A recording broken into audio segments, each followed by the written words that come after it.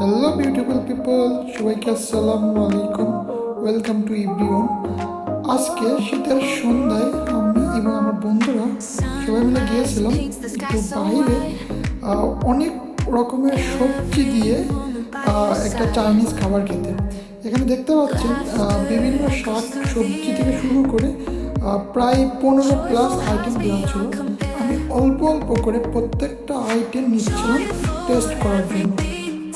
যদিও একটু ঝাল কম খাওয়াই চায়নাতে, বাট আমরা বাঙালিরা এইগুলো ঝাল খেতে বেশি অভ্যস্ত।